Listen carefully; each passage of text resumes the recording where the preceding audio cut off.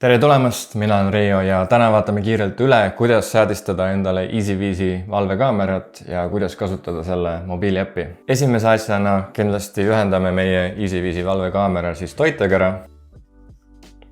Ja kindlasti pane kaamera sisse ka microSD kaart, mis mul siin on juba olemas. Ja iseenesest sellega meil ongi kaamera juba täiesti töövalmis, et nüüd ei jäägi muud üle, kui lihtsalt tõmmata äpp. EasyViisi äpp on saadaval nii Androidi peal kui ka Apple'i peal, et mina kasutan praegu Androidi, seega ma otsin Google Play Store'ist EasyViis ning installime selle ära.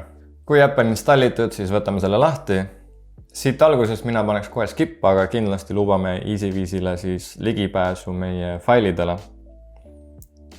Ja eeldatavasti sul veel kasutajat ei ole, seega paneme siit sign up, paneme regiooni Eesti, paneme siit nõus. Ja siin on tegelikult kaks varianti, et me saaksime emaili aadressiga registreerida või siis ka mobiiltelefoni numbriga, aga paneme emaili aadress ja siis lihtsalt sisestame andmed.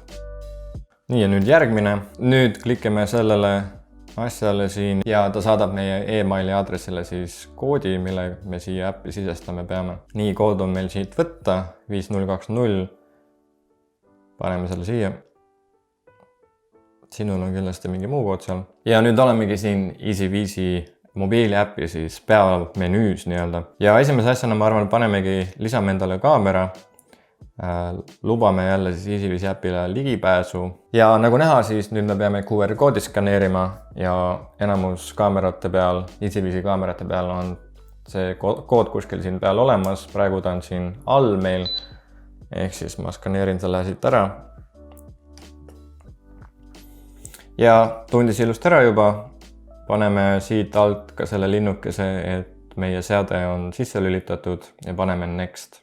Ja nagu ta siin ütleb, siis kui seadmel vilgub sinine tuli, siis on kõik hästi, saab edasi minna. Minul praegu ei vilgu sinine tuli, mul on siin punane tuli, eks ma panen siit alt, et indicator not flashes blue. Ja ta ütleb meile, et vajutame reset nuppu, hoiame all 110 sekundit. Reset successfully. Nii, nüüd on meil reset tehtud ja siis ta käivitab meie seadme uuesti.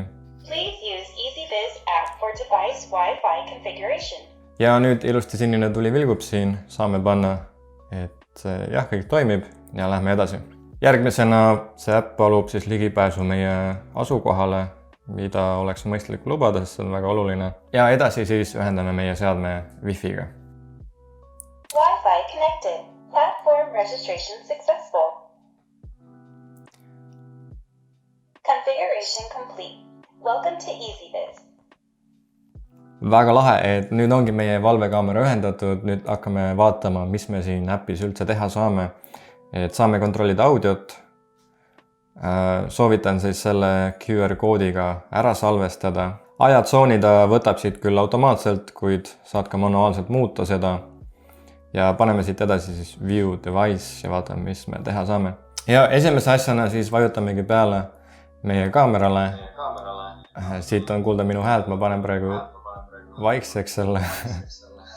Ja sulle võib-olla tuli ette ka see, et seade soovib siis sinu mälukaardile formaati teha, tee see kindlasti ära. Ja siit saamegi jälgida siis live videot koos häälega, ilma hääleta, nagu me juba enne märkasime.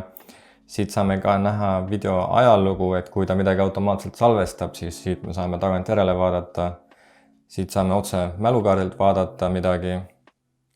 Tagasi minnes saame siis teha pilti snapshotiga, mille ta salvestab siis otse meie telefoni albumisse. Saame ka pildi salvestama panna ja mille ta siis jällegi salvestab otse telefonisse. Saame kaameraga rääkida, see on päris huvitav. Siit paneme kindlasti, et ta lubaks ligipääsu meie audiole. Ja nüüd ma pagaks... Jah, nüüd ma saan rääkida siis selle seadmega. Ja siit viimasest lahtrist definitioni alt me saame siis seadistada meie pildi kvaliteeti. Siis siit ülevalt paremalt me näeme, et me saame seda seadet jagada mõne teise siis meie pereliikmega näiteks. Ja siis sätete alt saame siis valida, kas seade salvestab audiot või mitte. Näiteks nüüd me ei kuule üldse audiot salvestuste pealt ega ka live kaamerast. Saame valida, kas indikaator tuluke põleb või mitte. Saame sisse või välja lülitada infrapunavalguse. Mina soovitaks selle sisse lülitada, sest siis on pimedas pilt palju parem.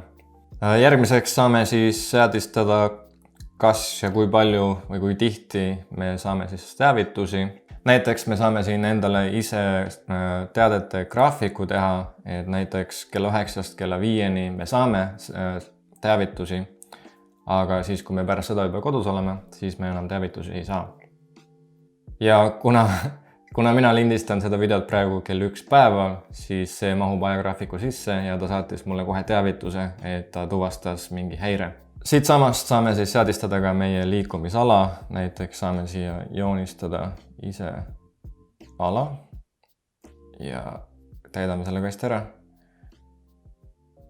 Ja nüüd selle ala sees ta siis tuvastab liikumist. Ma praegu võtan kustutuskummi ja kustutuskummiga siis saame selle ala tühjaks teha. Ja siis viimaseks saame ka tuvastustundlikkust muuta. Skaalal 0-6, mina jätaksin selle sinna kuskile keskele. Nüüd tagasi sätet algusesse minnes, siis siia üles peale vajutades saame siis selle seadme nime muuta. Praegu ma jätan selle samaks. Ja kui me tuleme siia kodulehele, siis siit saame panna at home mode, mis tähendab, et me oleme kodus ja valvesüsteem ei toimi. Ja teiseks saame valida leaving home mode, mis tähendab, et valvesüsteem lülitab ennast sisse. Ja siis siit sõnumite alt meil, nagu näha, meil on 6 teavitust siin juba ja siin saamegi siis näha kõiki meie teavitusi. Vot nii, ja sellega ma arvangi, et meil on kõik kõige olulisemad punktid siin äppis ja seadmes üle vaadatud. Et nagu sa ise just nägid, siis tegu on ülimalt lihtsa süsteemiga, et EasyViz on väga palju rõhku pannud sellele, et isegi algaja saaks selle seadistamisega ise hakkama. Ja ma loodan, et see video aitas sind. Mina igatahes tänaseks lõpetan. Aitäh vaatamast ja järgmise korrani!